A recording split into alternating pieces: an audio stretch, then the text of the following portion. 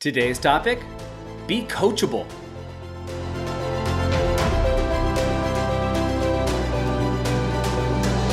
Hi, I'm Doug Holt, with author of Your Own Story, and this is your Daily Growth Hack, where each day we give you a tip, trick, or insight to help you up-level what we call the 5 to Thrive. That is your mind, your body, your soul, your relationships, and of course your business. Now, today I want to talk about being coachable. And what does it actually mean to be coachable?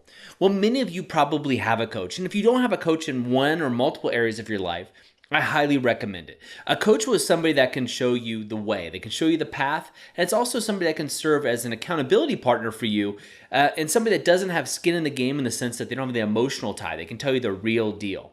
Now, I remember having coaches all my life, and I still do today. Most of my coaches now are in different areas, but I remember being young and having a soccer coach, right? I played traveling soccer. I played soccer all the way up into college.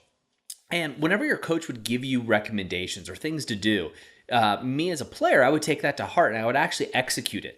And I wasn't the fastest, I wasn't the strongest, I wasn't the best by any means, but oftentimes I rose to the top of a lot of the soccer teams I played on and became the captain, and I also did really well. And one of the reasons I did so well is I was coachable. I would take feedback from the other players, from the other people, especially when I asked for advice. And so that's a critical step. Now in business, right now I do the same thing. I have a business coach, and when my business coach gives me things to do, they give me exercises and they give me advice, I follow it. Why else would you hire a coach unless you're going to actually take their advice into consideration? What shocks me when we talk about being coachable is how few people actually are coachable. They'll sign up for a course, they will listen to a podcast or a show, they'll hire a coach, they'll ask a mentor questions or for guidance, but oftentimes they don't follow through with the actions. They don't do what that person has actually showed them. They don't actually follow the step-by-step methodology of the course. And that's what I'm talking about when I say be coachable. It's your ability to actually take direction from somebody else. Now, of course, you don't have to do everything people say. That would just be ridiculous. But if you're hiring a coach for their expertise, if you're taking a course because you want a particular outcome that you don't possess the skills to get right now, then you need to be coachable. You need to follow that course on a step-by-step methodology until you actually understand, can produce the outcome, then you can manipulate it and change it and make it your own.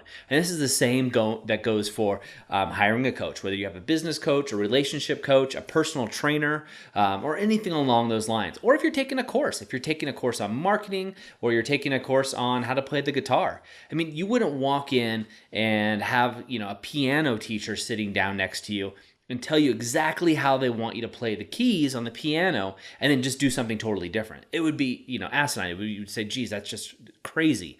But how many times do people buy courses or hire coaches or go into mastermind groups or whatever it may be, and they just don't become coachable?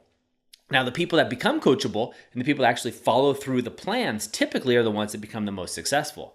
The rest of the people come up with excuses, right? I didn't have time to do this. I didn't have enough money, or I tried a shortcut, or I'm running multiple businesses, whatever it may be. The key is being coachable. And oftentimes, from my experience, is the people that are the least coachable are the people that think they know everything, right? And in sports, it was the most gifted athletes. Oftentimes, the most gifted natural athletes were the least coachable. And as I got into college and was playing sports myself in college, I noticed that those really gifted athletes that I played with in high school fell off the wagon, right? They actually just didn't actually end up making the team, and coaches would kick them out because they just weren't as good anymore. Their natural talent only took them so far.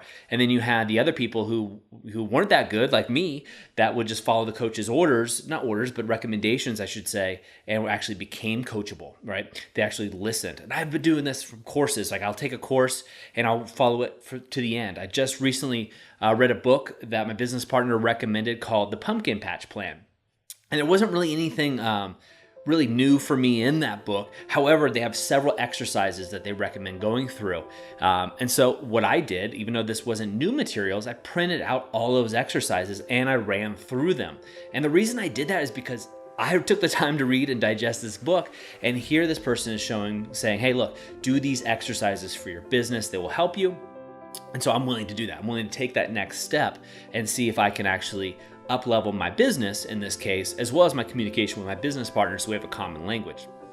And so that's what I'm just talking about, being coachable. And what I want you to ask yourself is, where in your life are you not being coachable? And this most often occurs to me when I'm talking to people in the area of their body, relationships, and business. Those three areas in particular. And these are three areas that I often focus on when working with clients of my own. And then when clients of my own don't become coachable, and sometimes they do resist, we fire them, right? You let them go. Because if someone's not willing to work hard and really willing to do it, it's not fulfilling for them. They're not going to achieve those results. And I recommend you look at this with your own clients as well.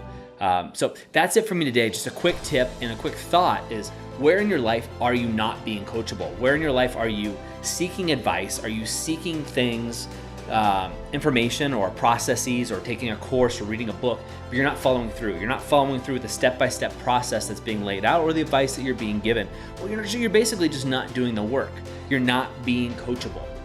And so what I want you to do is grab your journal, write out your 5 to thrive, and in each of those areas, just be real with yourself. Are you being coachable in your mind, or your body, your soul, your relationships, your business? We've given you tips for these daily growth hacks. We've had over 200 at this point, and the tips that we give you are coachable tips. They're things that you can actually put into work. And if you haven't done any of these, then you're obviously not coachable. But if you have, then you're on your right path.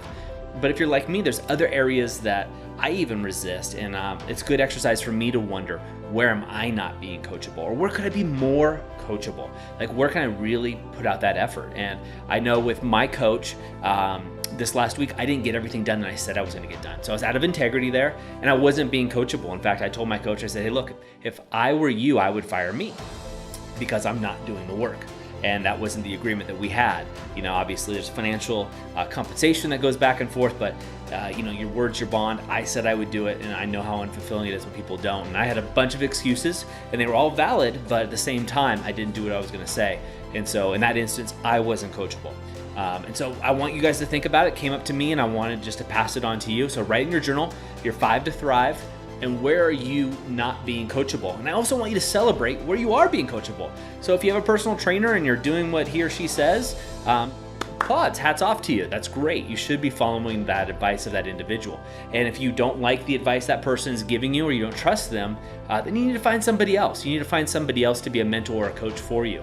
And then always look at multiple coaches in your life. You probably have them. And hopefully you have a coach or multiple coaches that can help you in your 5 to thrive as well. Of course, as always, go over to authorofyourownstory.com, where you get the latest tips, tricks, and techniques right in your inbox, sent right to your iPhone if you'd like, or any Android device.